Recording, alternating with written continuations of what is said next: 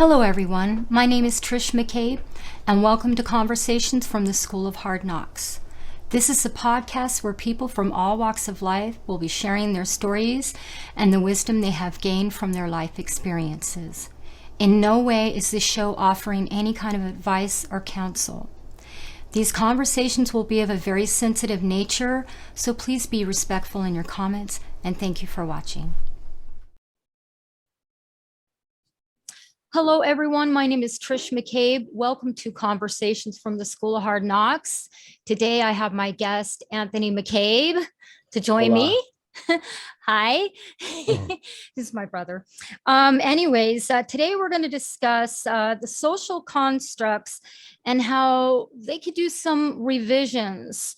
Anthony, from our conversation, we covered a lot because we just constantly We bat always off do. each other. We always cover a lot. And so I think I'll start with the first one that I put on the list was dating and the stupid rules for dating. What are your Yeah, thoughts off the top of your right. head on that? Well, that's that. Just like we were, talking about the other day. It's an interesting world that we live in because you have these. In fact, I think in dating, the social constructs that are out there are some of the most ridiculous. There are some that are far worse, obviously, outside of the spectrum of love and dating and infatuation and lust and the whole thing. But I feel like there are some really toxic ones in the sense that it's sort of, is this PG or is this rated R?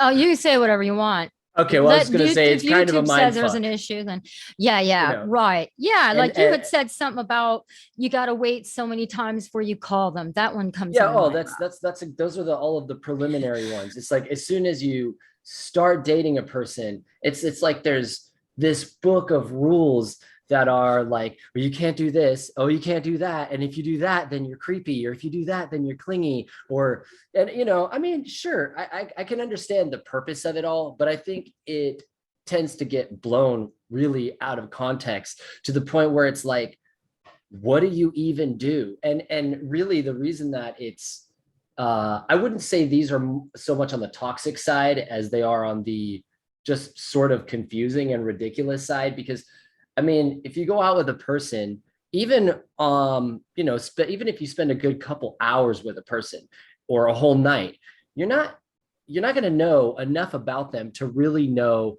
which side of that spectrum they're on. Like, are they on the side that is like, oh, I'm totally ready and I don't want to play any games, I don't want to deal with any of this, like just call me when you want to call me, like just get to the point, and be real? Or are they the type, like, if you send them a text message like days after, they're like, oh no, I don't know, this guy is like kind of, or this girl is kind of being a little, this is just too soon, and they're like, so the idea of trying to figure that out in your head is just kind of ludicrous. So how do you know what to do and what not to do ever?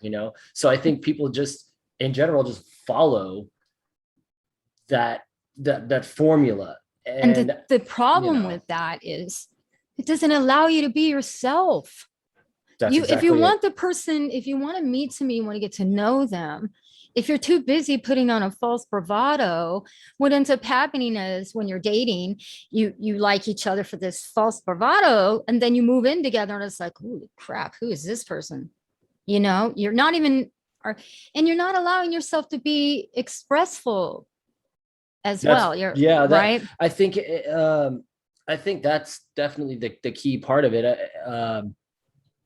I feel like additionally, it's like you're just spinning your wheels. You don't like, I guess in some ways it sort of just seems like a waste of time to me, but then again, I guess it depends on who the person is. For me personally, I think of so much in my life in the sort of like the success mindset, and the idea of wasting time to me is just stupid. I understand you have to take time, and it takes time, and you have to, everything has to run its course at the proper pace. But I think there is a certain level where it gets a little bit ridiculous, you know? Yeah.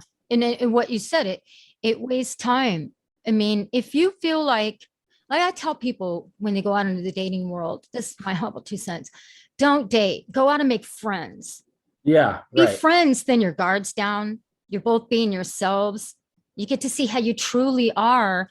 That's going to save you a lot of time. Like I said, a lot of times when you put on these bravados, you move in with somebody and it's like, oh, wait a A minute. whole different person just popped out. You're like, who is this? I totally agree. Um, I think that even going a step further, like, yes, being friends, going out, trying to make friends clearly is the way. But I think even taking it a step further is if you go out and and that is your goal, meet friends, and then you meet someone and there's some chemistry there.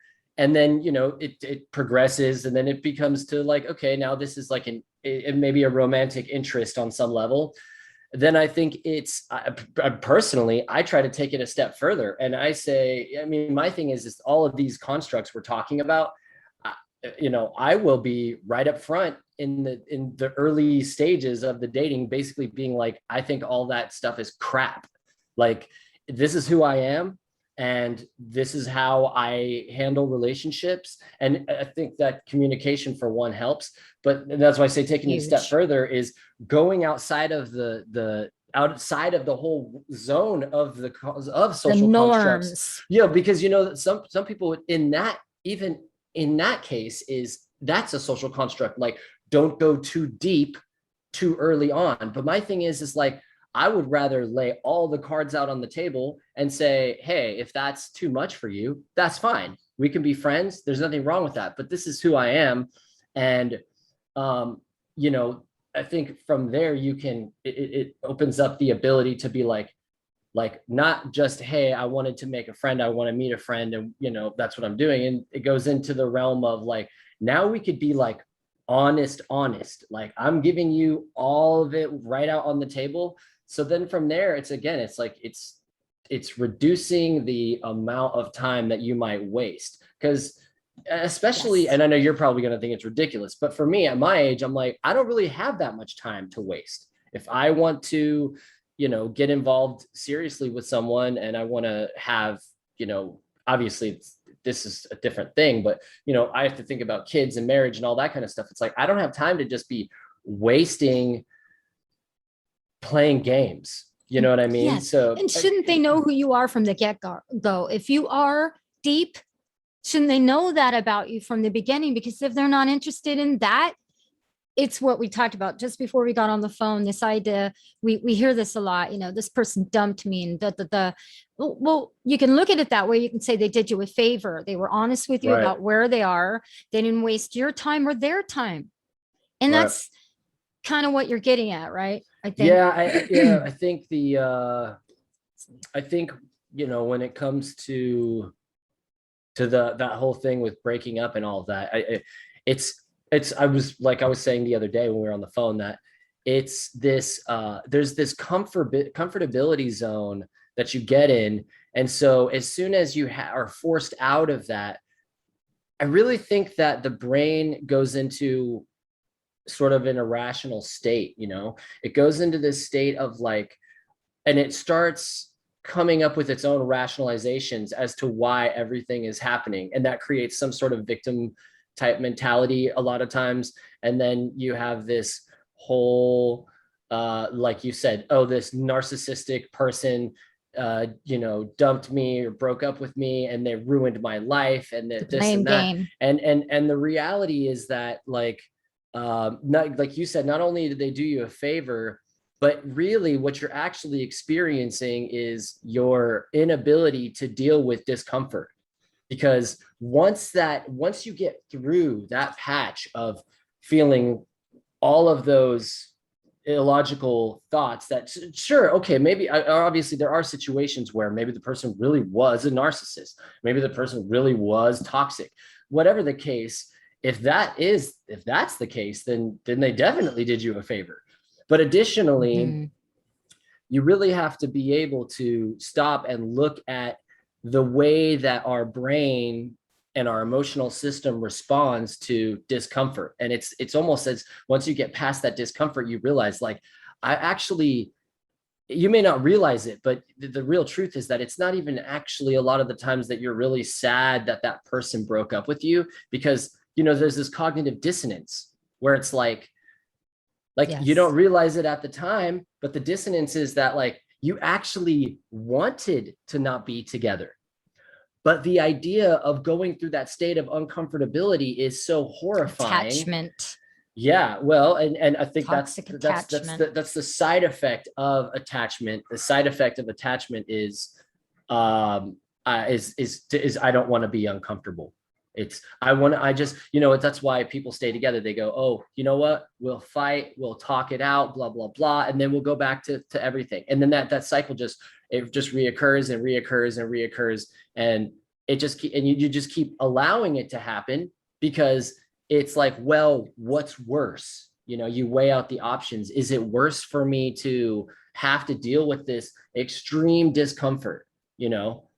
Yes. I'm looking for a meme that talks specifically about that. Oh, here we go. It's blunt, but I think it makes a good point. Comfort is a drug. Once you get used to it, it becomes addicting. Give a weak person consistent stimulation, good food, cheap entertainment, and they will throw their ambitions right out the window. The comfort zone is where the dreams go and die. I think it could even be more blunt than that. I think that's pretty an elegant way of putting it, really, because it really is. That's the absolute epitome. I mean, in reality, I think that everything is a drug, really, on some level. You know, it's the difference between the medicine and the poison is the dose. You know, balance. If you dose yourself with enough of anything, it becomes a drug. Too much of the good becomes poison too. I mean, I look at us music junkies, you know, and I say music junkie because that's exactly, I'm, you know, if it came down to being an addict, I would be like the worst of the, I would be like, if you had the music induced the side effects of, say, like heroin, I would be flat on my back every second of my life, you know. Like I would. Thankfully, music is medicinal in a lot of ways. Right. But yes, balance. That's wonderful that you said that. I love that, because anything could become poison if you do too much of it. Even like, look at if you're overly loves on someone, you know, if you're it's too much, you can strangle it. You can be needy, overly focused. And I love that. Just it smothers the person that you're with, you know, it smothers them. I have a tendency to be overbearing, we'll say. So I have to tell myself, hey, chill out, okay? Chill out. Because see, and that's where I think when it comes to the whole going back to social constructs, I do believe that on some level there are social constructs that are beneficial. It's just that there are some that are ridiculous, which I don't think they necessarily hurt you. Like these ones I'm talking about, like, oh, I went on a date with this girl. Now it's like, oh, how long should I wait till I call her? Or, you know, do I wait for her to call me? You know, and then you talk to your friends and your friends all have something different to say. You'll have one girlfriend who's like the girl who hasn't had a boyfriend in like a few years and she's just dying for a relationship, and of course she's going to tell you like, no, you should text her right away, or she's going to have very specific advice. Then your other friend, your guy friend, who's like the ladies man or whatever, oh no man, you can't call her. If you call her, that's just, you know, I have something to say on that. This is really good. This is important because it's, you know, just following your intuition is key in things. Like I'm in a lot of groups where people are recovering from abusive relationships and then out dating again. And what should I do? And I ask them, if you had a dear friend that was in your position, what advice would you give to them? And they're like, oh, like if you're not listening, like you can ask everybody under the sun what to do, but until you can trust your own judgment, you're never going to be secure. You'll be insecure. Insecurity comes from not being able to trust your own gut and ability to know and navigate your own life. And that leads you to right. always looking to others to give you guidance, when then you're going to be dependent on everybody else to run your life but yourself. Right. You know? I think also it's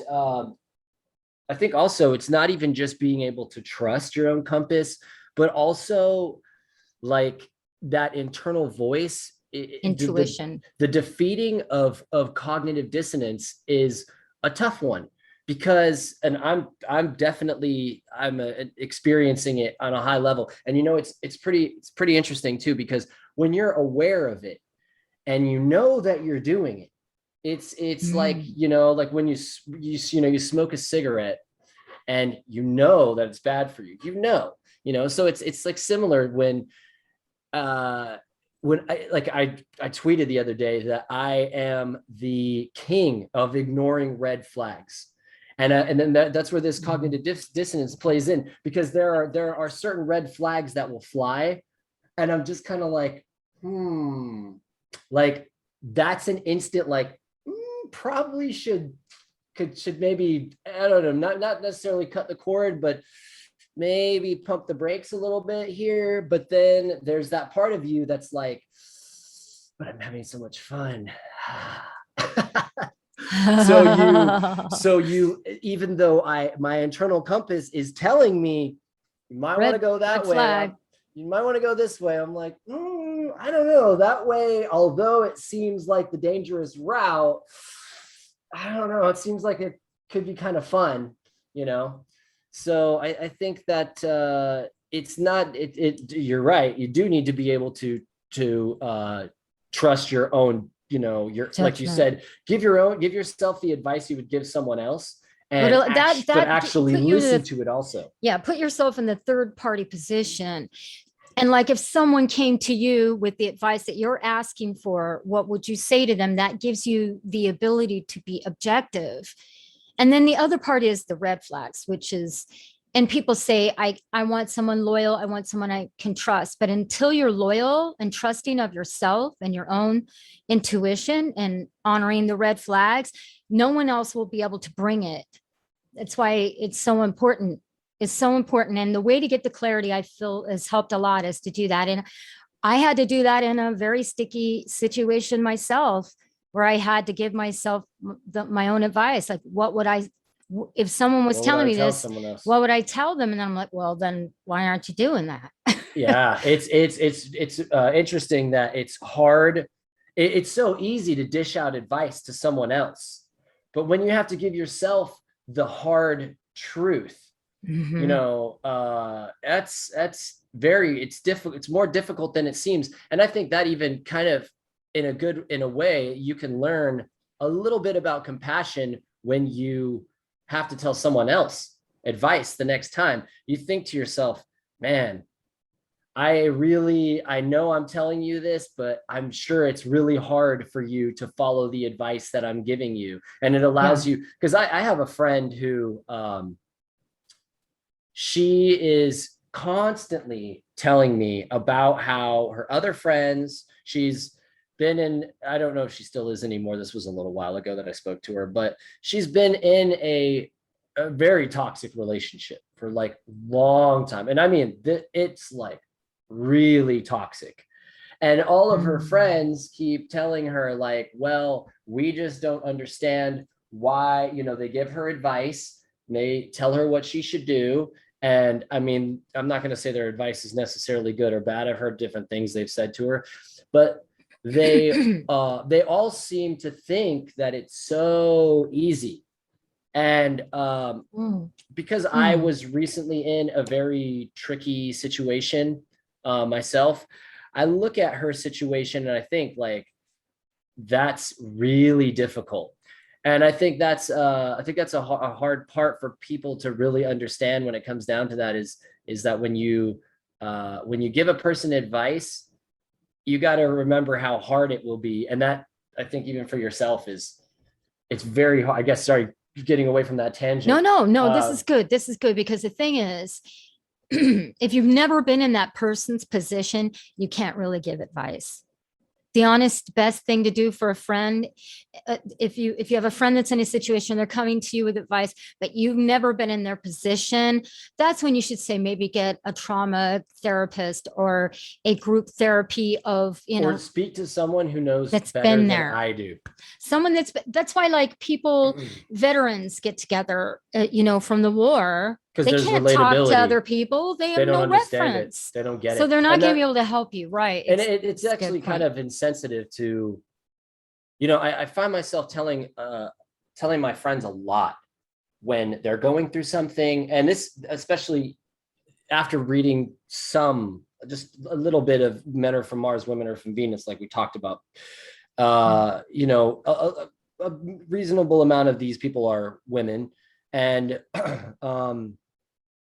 I realized that it not only taught me that you shouldn't just try to fix problems just for women, and that you can for men or whatever like that, but it also kind of told me it taught me something inadvertently, and that is that, like, I think that instinctively because we want to help, we use our experiences and our own biases and our thought process to try and give advice to help other people. But I really, and I think there's that part, and then there's the understanding of what they're going through. And I think it really taught me, because I find myself saying very often now, more than ever, is when I see someone going through something, I tell them, I'm not even going to pretend like I know what you're going through, because I feel wonderful. Like it just makes me feel like that's kind of insensitive,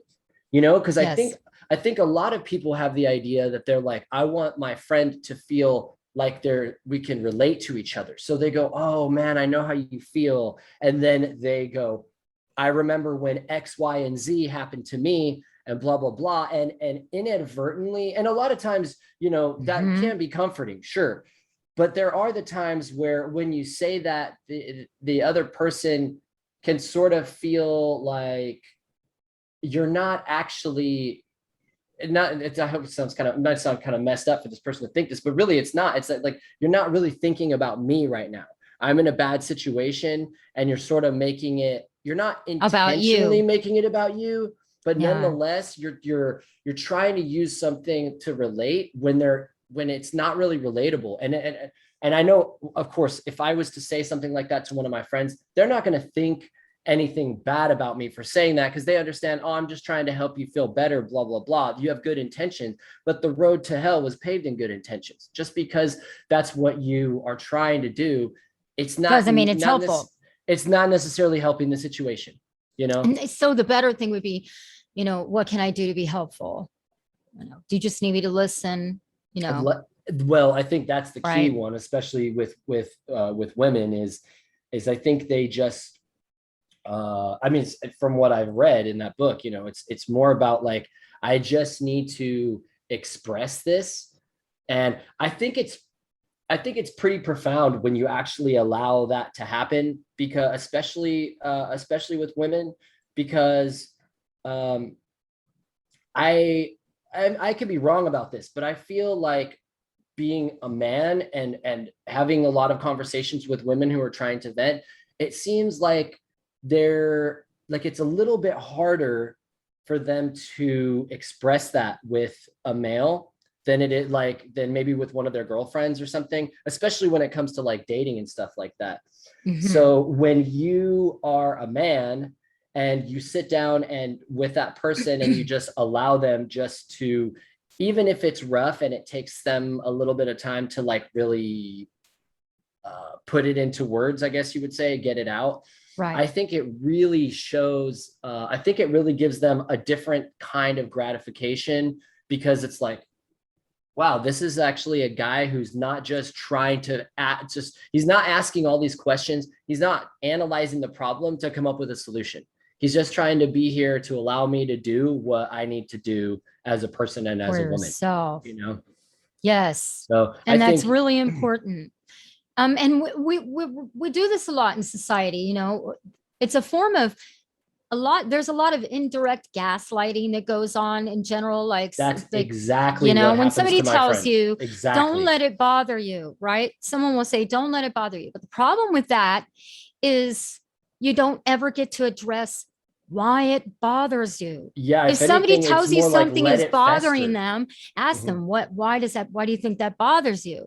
Then they can find out, because saying don't let it bother you, they just say, oh, and they stuff it and never address it. If it's bothering you, it's bothering you. Telling yourself or having someone else tell you not to let it bother you is not going to make it go away. It's going to keep Right. bothering you until you address it. And it's a And people don't backwards realize way. how much, people also don't think about how much energy it requires, like, Oh, oh, for just stay sure. positive. People say stay Oh, positive, and trying to create inner positivity. I feel like this is perfect because positivity is something that I think hold that it's, thought for just one go second. ahead. This just want to say this with viewers. This is one of the points that we touched upon. Fake positivity was one of the constructs you were talking about. Okay, sorry, because this is really important. I love it. Oh, Okay, no, it's so cool. sorry, I didn't mean to cut you off. I just No, wanted no, to no, no. put Go that in ahead. there.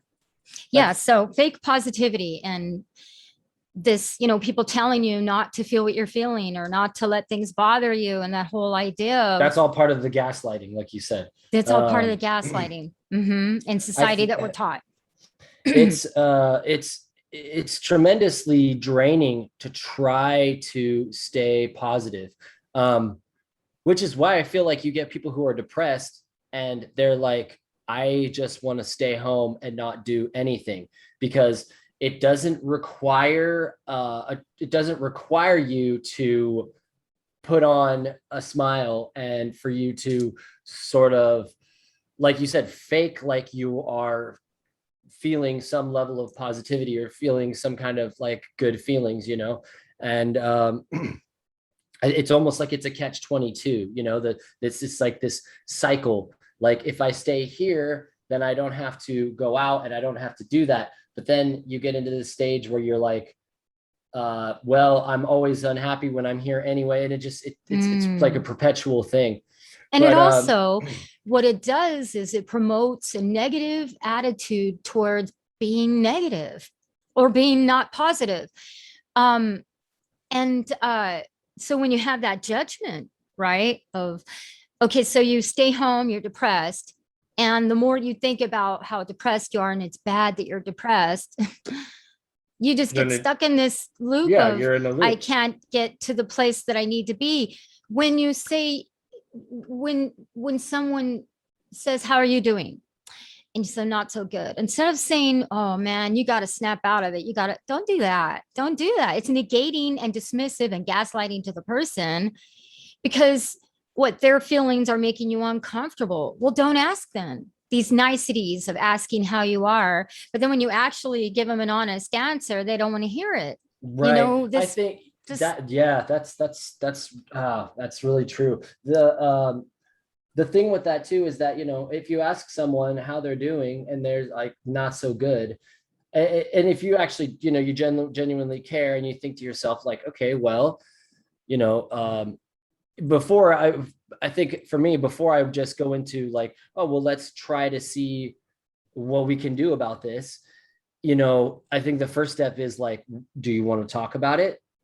Because but I think that right there, I think that to me is a, I'm not going to say is the best response, but I think it's a solid response, because it tells the person like, if like I care enough about your well-being to offer you the opportunity to want to talk about it. However, I care about your feelings that much that if you do not want to talk about it, I'm not going to tell that's you, okay oh, too. get over it, or oh, just You got ignore to it, talk about it or try to either be way. positive or whatever. You don't have to talk about it. If you don't want to talk about it, like honestly, my thing is even if you are feeling depressed and you don't want to say anything and you just want to be there and feel depressed, I wouldn't That's want okay to, too. yeah, just feel however you want to feel. I think that people, we need to look at Allow. each other. Mm-hmm. Yeah, we just need to say, hey, like, if that's how you want to feel, then feel how you want to feel. Okay. Because I think we get this idea that we need to like, everything has to be like kosher all the time. It's And it's not like, realistic. no, it's really not, because life is, it's this wave that's constantly, the tide is high and the tide is low, the wave can come crashing down at any moment for any given reason for anybody, because we're all different.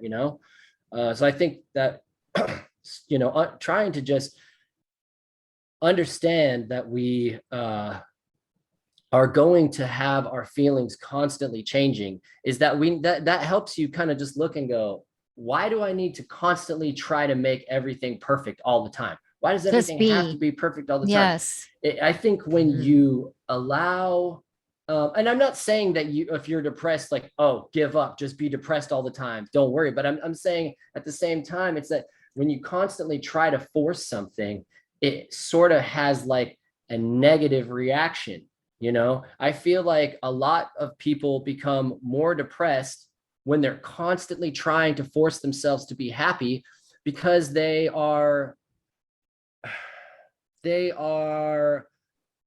creates this internal image of yourself, and it makes people tend to feel like, there's something wrong with me, because no You're matter what constantly I in do, a state of inner conflict with I can't, yourself. no matter what I seem to do, I can't seem to stay happy for very long. And I just feel like there's something wrong with me. And then that goes into the whole thing with psychology Yes. and medication and doctors and all that kind of stuff. And while I Yes. do feel like there is a place for therapy, and Yes. sure, there is a place for medication, I feel like there's a construct within that goes, that you go, oh, because again, this is a societal, a construct of society is, oh, she's, he or she has mental problems, and The they have stigma and this, the they label have that, and then that, and so then without reinforces it. well, and without that, a person doesn't even have to say it, because the construct and the stigma has become so strong that now, as soon as a person thinks, I'm not happy all the time, there must be something wrong with me. Well, what are people supposed to do when something's wrong with them? They need to go to a psychiatrist. They need to go to a psychologist. Well, I guess I better go to one of those. But then you just reinforce the self-identity, like, there is something wrong with me because I need to go to a psychiatrist or a psychologist. And then you go there, and it's just a total fucking perpetuation of the circle. I have something to share. And what we're talking about is what Alan Watts referred to as the backwards law. And I'm going to read this because I think it just blew me away when I read it. And I have to read it all the time. I have it in my phone because this keeps these cycles from happening. Wanting positive experience is a negative experience. Accepting negative experience is a positive experience. It's what the philosopher Alan Watts used to refer to as the backwards law. The idea that the more you pursue feeling better all the time, the less satisfied you become, as pursuing something only reinforces the fact that you lack it in the first place. The more you desperately want to be rich, the more poor and unworthy you feel, regardless of how much money you actually make. The more you desperately want to be sexy and desired, the uglier you come to see yourself, regardless of your actual physical appearance. And then he says here, the more you desperately want to be happy and loved, the lonelier and more afraid you become, regardless of those who surround you. The more you want to be spiritually enlightened, the more self-centered and shallow you become in trying to get there. Wow, yeah, that's really profound. It's true on so many levels to me right now, especially because there are certain endeavors that I am pursuing, and it's interesting because the lack of what I want in said pursuits is what creates. It's pretty much the one thing that, because I'm very naturally a very positive and happy person. Thank my parents for raising me in a really good, giving me a good life situation that set my brain up in a way that allowed me to be that way. I contribute a lot of that to dad, honestly. Yeah. He's overly optimistic, we'll say. So Yes. I think I got the best. Like I think I got the two. I got the realism from my mom, and I got the a lot. And she's optimistic too, Optimism. Yeah. but my mom's a bit more realistic. So Yeah. but back to the thing about these these pursuits of pursuing whatever it is that you want. I definitely think that's very true because uh, the easiest way to feel unfulfilled is to lack the whatever it is that you feel you need to be fulfilled. You know, Yes. Yes. I think that's almost like a thing with Eckhart Tolle and a lot of the spiritual teachers like him is there, this sort of attachment to the physical is detachment from the spiritual. And that doesn't necessarily mean that you want physical things. There may be a mental or emotional things that you want, mentalities that you want to have. You may see another person and the way that they act and the way that they think and their outlook. And then you think that you want that, but you can't get that too. So it's not just physical, but I feel like that still ties in with the physical part of the egoic part of the universe, Yes. and I think that's why guys like that really, they do give you a lot of perspective. In all honesty, I think that Eckhart Tolle probably has brought me more inner peace than any human being alive, because I mean, even just the first chapter of The Power of Now, which anybody who hears this, if you have not read the book, it's just like I said, even just the first chapter is, you'll have so many ahas that you're just like, it just absolutely blows your mind. But the kind of aha moments that you have is these things that reduce existential crisis, even on a level of the idea of things that you want in your life, things that you strive for, pursuits, and the concept of time, because Yeah. I feel like time really ties into that, because all of our pursuits, I mean, imagine if we lived forever.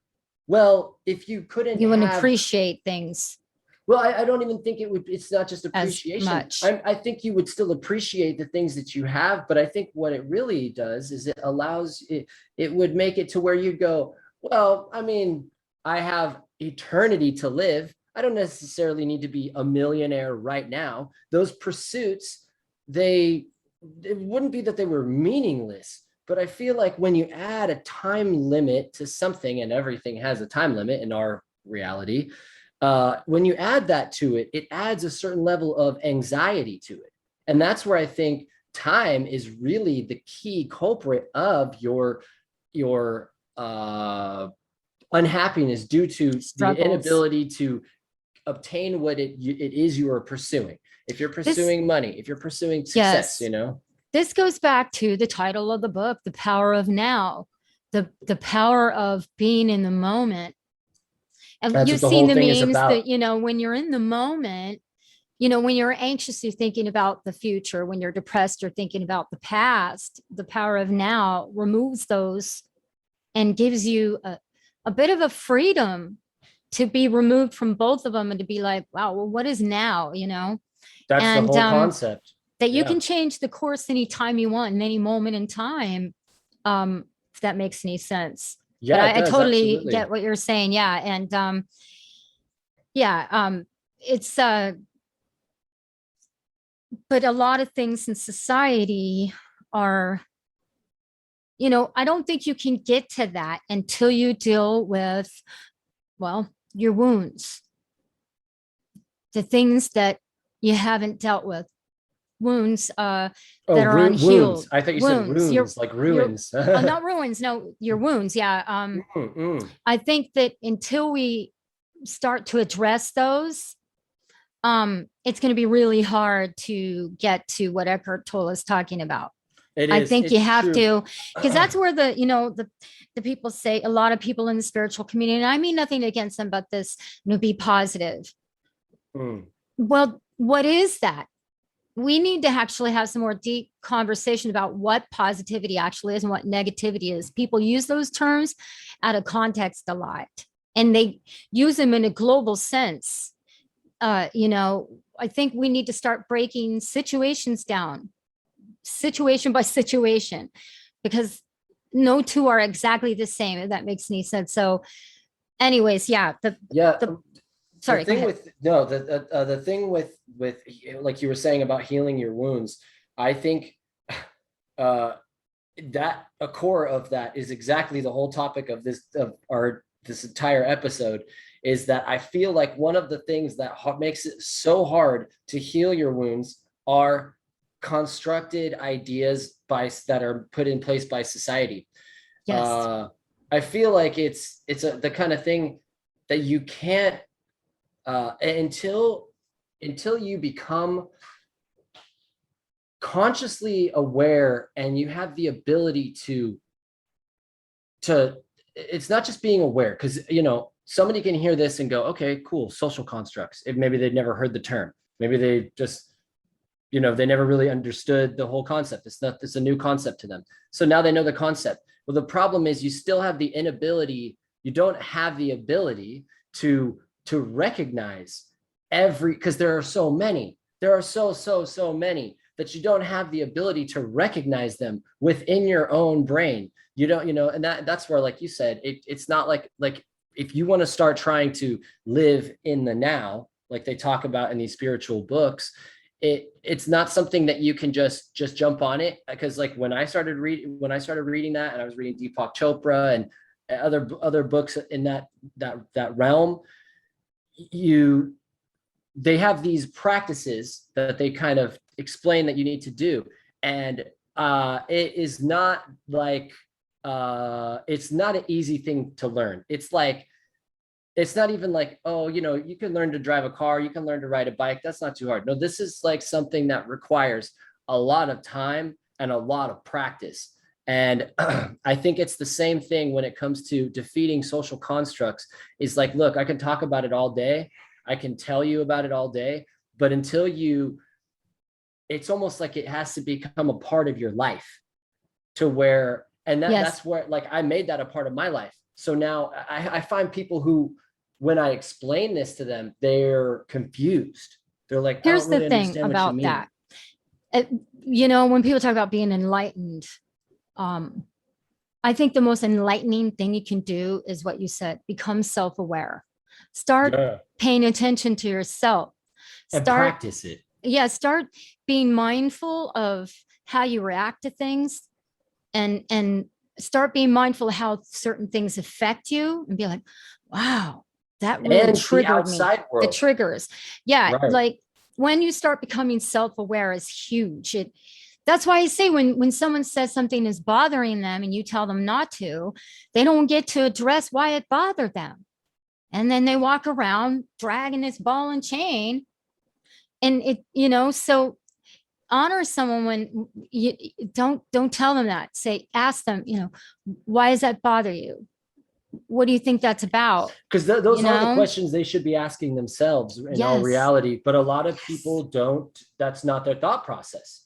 So we're taught to avoid everything. We live in a very stiff upper lip society where the strong will prevail, and that, like, being emotional is also considered a weakness, which is completely backwards. Actually, your emotions are your compass. Yeah, if you have an emotion that comes up, there's a reason. But if you're making it bad and wrong all the time and it never gets addressed, it's another one of those gaslighting type of things. Oh, don't get emotional. I have a friend who thinks that she actually has something wrong with her. And actually, this isn't even just one person. I know a lot of people that think that there is something wrong with them because sometimes they just want to cry. They just want to cry. They don't always have an explanation. And I'm like, look, dude, if you want to cry, just let it flow. Just let it happen, because like there are times where, and dude, I think, I thank God that I thank the universe, whatever, that I understand that concept myself, because there are times when I might just be feeling overwhelmed and I don't know why I'm feeling overwhelmed.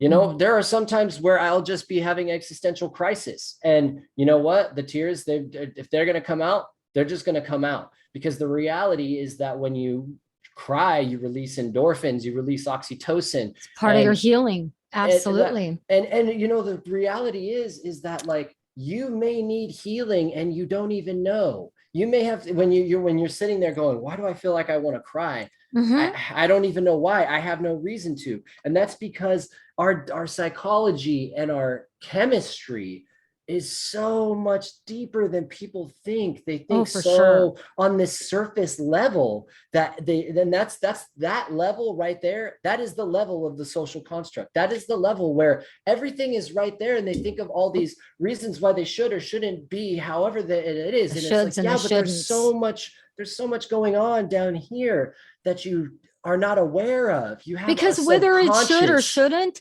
if you're feeling it, all the shoulds and the shouldn'ts is not going to make it go away. I brought this up in a past podcast, and I feel it's worth saying again. I saw a video that blew my mind. It was a woman that had a 3-year-old little boy. He was upset. He was playing with some other kids. He came, he was angry. He was like, I'm mad.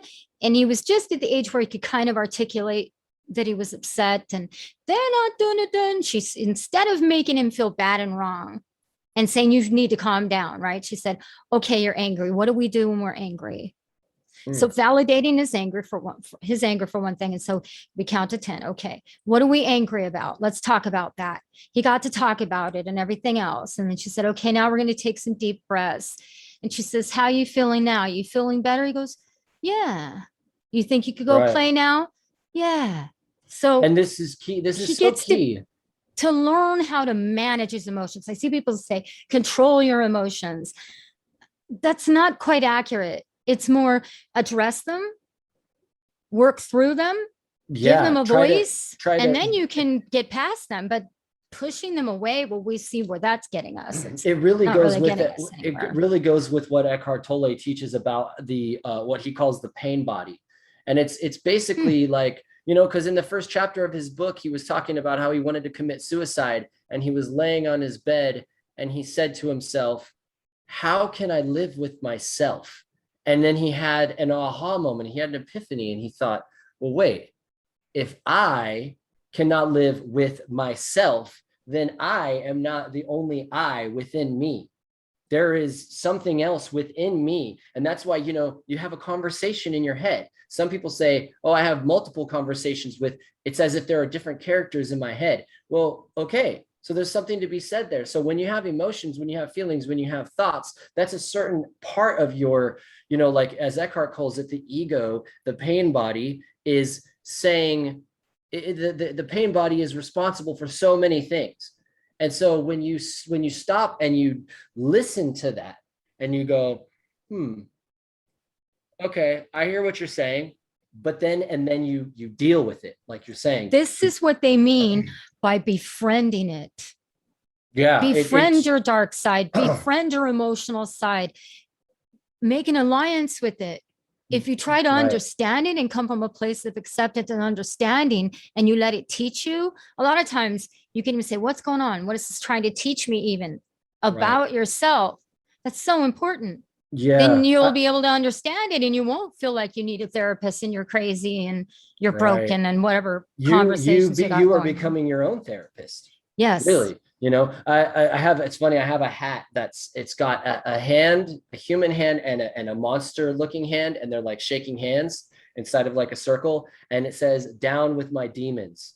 And when I saw that, it, you know, it's the kind of thing where like, I'm very into fashion and stuff like that. So I'm very a brand driven type person, but this, I was like, I don't even care what the brand is. I just like that illustration. And I like that. I'm not particularly into that kind of stuff, but I think that is such a profound statement that I'm like, maybe if I can wear that hat and someone else sees it and they're like, down with my demons. That's interesting. What does that mean? And then, you know, it's like, it's almost like educating you through fashion. I don't know, you know, because I think that right there, that's the kind of shit they should be teaching in school.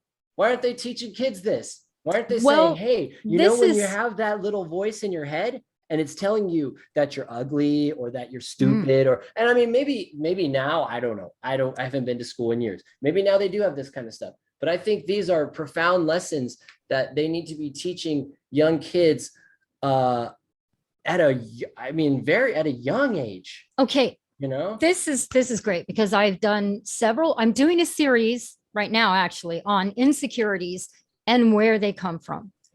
And that negative self-talk, this is the woman that really impacted my life was Iyanla Vanzant. You know, she says, when you're getting an emotion, you know, what are you remembering? And I'm getting to something here. A lot of times our internal dialogue are lies that we were told when we were little. We're not smart enough. We're not tall enough. We're not this enough. We're not that. We're clumsy. We're that. And those things become part of your inner voice that's constantly going. So when you ask yourself, God, who is that talking to me? It's that person that said something to you when you were little. And on demons, I'm going to send you something later about that. There's a wonderful writer who talks about what demons really are and that he doesn't feel they're actually demons. And his perspective is mind blowing. But what you said is huge because I ask people, you know, if you ask yourself, if you have an insecurity, what are you insecure about? And be honest with yourself. Ask yourself, where did you get that idea about yourself? And that, okay, with, You know? with that, because you took it right back to where I wanted to go. And because you said a lot of the times it's things that we were taught as a kid. And really, this is the ironic is that everything that we say, we're kind of going off and branching off, but they all tie back to the center of the knot. And what is that center? Is that even if, because you say there are things that we were taught. Now, this is the ironic part, told. is that, or told, told either way, it is ironic because how were you taught that? You could say, oh, well, my mom said this, or my friend said this, or my friend said that. But the reality is that I really believe that more than half, in fact, probably 75 to like 90% of those things that you were taught as a kid were taught through social constructs.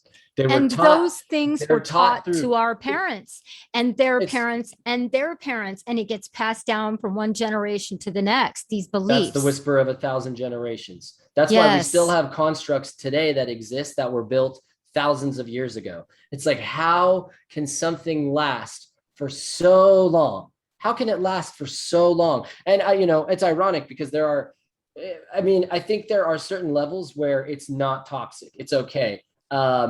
But I think there's, at the same time, it's almost like so many of these constructs are just a double-edged sword.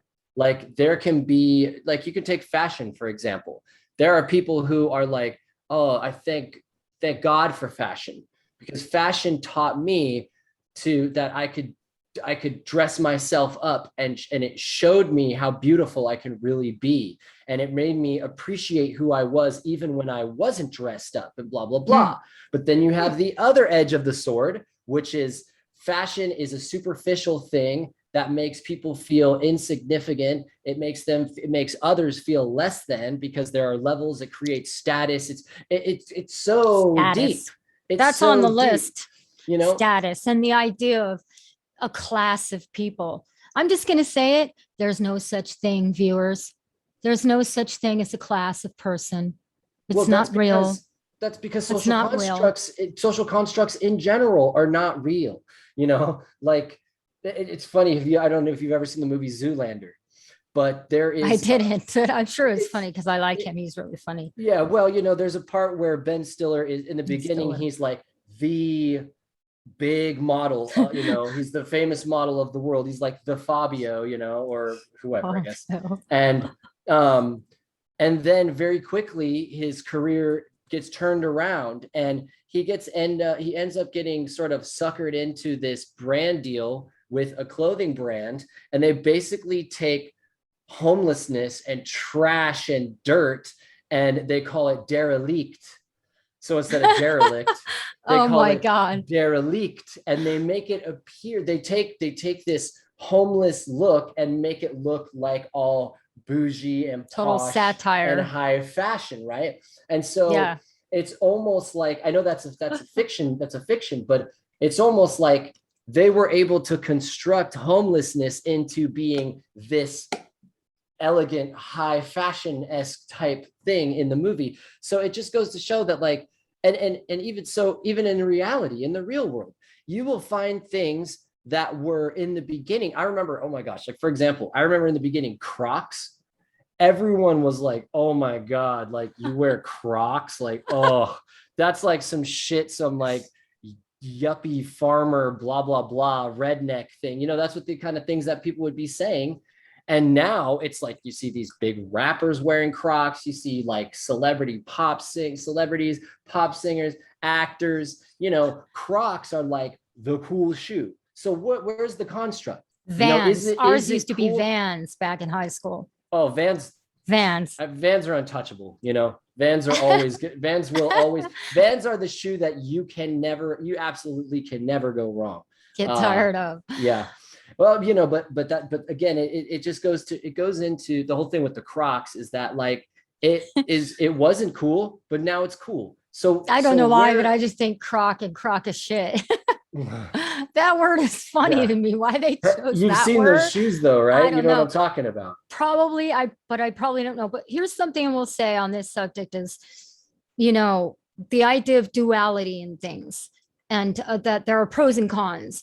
And for me, fashion saved me because I was able to express myself. It was another form of expression. Like I was a weirdo. I was Patty the weirdo in school, so I went with it. And so I would take Vogue magazine, and I was working in a thrift store, and I would mimic it. I would buy clothes and wear that to school. And I just went with my weirdness, you know. I was like, to hell with it. So fashion was a lot of fun. Bizarre magazine. You look at Bowie, Prince, Elton, Freddie Mercury, you know, all these Tyler, guys. all the same. It's the exact same thing that you're talking about. It's like, oh, I'm the good side of it. Weirdo. I'm the weirdo. Well, you know what? I'm going to take this thing that I have available to me and I'm going to be 100,000% the weirdest motherfucker you've ever met. And then it's a trend. Suddenly everybody wants to look like Prince or Madonna or Stevie Nicks, you know. So that's the good side. The bad side is when you say there's only one way, when you start to put in a standard that's everyone's supposed to adhere to, that's when it becomes a prison. That's when it becomes toxic. A construct. That's when the construct actually starts. I think when you defeat the construct is you go, you know what? It's 90 degrees outside, but those yellow rain boots just feel right. I just feel like I need to wear those today because those just make me feel like, I feel like if I wear those with this orange Stussy hat and this pink, penguin shirt, I don't know what it is. Something about that is just going to make me feel right. So I think there's no construct. And that goes, getting away from the fashion thing, it goes back to the dating thing. And I'll tell you straight up, for me, it's a problem that I personally have with dating. And this ties into another point I was making earlier about understanding the social constructs, or like hearing them. Yes, okay, I've heard about it. I know about this construct. I know about that construct or whatever. But once you know about them and you, like you were saying, you look inward, but also looking outward, when you go out into the world and you're thinking constantly about these constructs, it's almost like your brain is like you're being the Terminator. You have this radar that's just looking for them. You start looking everywhere and seeing these constructs happening all over the place, And so what then happens is you go, I'm not going to do this. I'm not going to allow this to affect me. I will not allow this to affect my reality, to affect my decision making. I will not allow this to affect me as a person or my identity. And why? Because they're limiting. That's exactly their limitations. And this is where it becomes difficult for the people who are watching this, who don't know about these, and you're thinking, okay, well, I'm going to start trying to look for this kind of stuff. I'm going to start trying to become consciously aware of the social constructs around me and how I can not let them affect me and the person who I am or who I will become. It's difficult in this sense. This is just an example because it's difficult in many senses, but in one example, in the dating world, When you go out into the dating world and you yourself are on a level of consciousness of social constructs, well, then you go out on a date, say you go on a date with a girl or you go on a date with a guy. And then after, you think to yourself, like we were saying before, I don't know, maybe I shouldn't call her the next day because X, Y, and Z. Well, actually, let me put a pin in that for 1 second. So let's say earlier on before that, let's say you're on the date, you're physically on the date, and there are certain social cues and certain things that you in your constructed mind are saying, oh, no, don't do that because they will think X, Y, and Z. There's that, but when you become to that level and you go, but that's not me. And that makes me feel uncomfortable following that construct, not doing this because that's not me. And I don't want this person to not see the whole me. I want them to see me. And then you say, fuck it. You go out on the limb and you're just like, I'm going to not do it. I'm not going to follow the construct. I'm going to do this thing. And shit, the outcome might not work out because the person that you are sitting with is not aware of the idea of a social construct and they are living within the constructed mind. So their constructed mind is still going to be like, I don't know if I like that because everybody says if a guy does blah, blah, blah on the first date, then that's a red flag. I mean, this is where it gets tricky because then you have to pick and choose which constructs, if any, which ones you want to follow, or if you want to, as they say, play the game. And that's what this whole thing is. Part of this topic was supposed to be about, is about love games. Yes. And the thing about that, and we're going to get ready to wrap it up here. Yeah. The thing about that's key. It doesn't matter what somebody else says a red flag is. What is a red flag? When you get an intuitive feeling that something is off, that's what a red flag is. Not what somebody else tells you. And it's different. Everybody has different boundaries. So it's pertaining directly to yourself. If you get a bad feeling, and I'll say this across the board, my brother would be alive today. Our brother would be alive today if he had honored his intuition, what he felt in his gut. If you get a bad feeling about somebody that you're dating or whatever, wherever, in any way, if the bad feeling comes, that's what you got to honor every time. You got to you have to act like us, because like I said, me being the red flag ignorer, I'm not above it. I'm not above any of these things. You have to at least acknowledge it. What you decide to do from there is you can do. There you go. Do what you own, but you have to at least look and be real with yourself. Okay, it's there. I see it. And then you decide what you're going to do. You make a note of it. You're like, I don't like that. Okay. Make a note. Last thing for those of you who do see this, hear this, interpret this, and think that this is something you want to try to tackle. You want to try to eliminate as many social constructs that are not healthy for you personally, because constructs affect everybody differently. If you are wanting to tackle this thing, then a word of advice would be to don't overdo it, because the reality is if you start looking too hard and you start to realize they're everywhere, it's pretty overwhelming because it's just so deep. You think of in a world of nearly 8 billion people, and the constructs are constantly changing. They're evolving. There are new constructs coming into play, old archaic constructs. It's pretty overwhelming. So don't try to go too crazy with it at first. Don't kill yourself over it, because then it's almost like deconstructing the constructs becomes a construct. And it can be, it could be a little bit toxic for you. But God, that's so true. Thank you for mentioning that. The very last thing with that is that if you want to be able to ignore constructs, the easiest way to because you have, like I said before, you have to understand not the people all around you are all living in the constructed mind still. So they will not understand your methodology when you do a lot of things in life, when you're all just no constructs, no constructs, no constructs. So the reality is, and it may be sort of hard for some people, but very good communication skills and the ability to be very honest. Because think about it.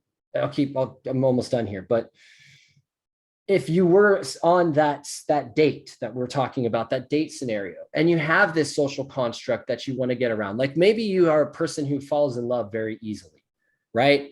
And the conversation is going in that direction, but that's something that a lot of people might be like, ugh, you don't want to say that on the first date or the first couple dates or even the first couple months, maybe, because it's scary for the other person. But if you make how you do not follow the idea of social constructs, if you make that known to the people around you, for one, I mean, the reality is you're spreading the message in a way, because they might go, wait, social constructs, what's a social construct? And then you say, there are these rules that people put into place, but they're just fake. They're just made up. They're not real. What it is, the social constructs are anything that keeps you from being yourself and being true to yourself. When you explain that and let them know, then they can go, well, to say how you really feel. Hey, do you like hot dogs? And they're afraid, oh, maybe he likes hot dogs and I should like him or whatever. Yeah. No, say you don't like hot dogs so they can see you don't like hot dogs. There's nothing wrong with that.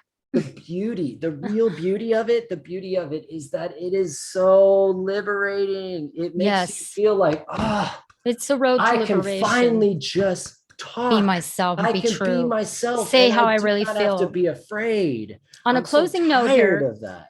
Yes. On a closing note, I know a lot of people don't like Mike Tyson, but let me tell you, he's grown tremendously. I love him. I'll say this real quick, and then maybe we can do another one do a round 2 and dig in if you want later. But yeah, Mike Tyson went on a show. I'll have to find it and share it on my page, but he talks to this rapper. He has a rapper come in. Oh my goodness. And you see how the rapper comes in, he's all hard. And then as soon as Mike Tyson starts to speak to him from the level of street level, what they've been through, where they come from, where all the constructs come from, you saw his face like, I could be real. I can say how I'm really feeling. I get goosebumps just talking about it. Yeah, no, the guy, it was wonderful. Did he cry? I couldn't remember if he cried. I didn't watch the whole thing, and I really want to, because it was just profound. He gave that guy an opportunity to be himself. To break down a tough guy than Mike Tyson. He was just like, had a really hard life and not doing that. Learned a lot of things wrong and and all that. So anyways, we should wrap it up here. Yep. But I loved this. And like I said, I'd love to have you come back if you have like ideas about something like to expound upon, something more specific that you really feel will help the viewers on the subjects we talk about, or maybe something that's connected to it, maybe a different construct.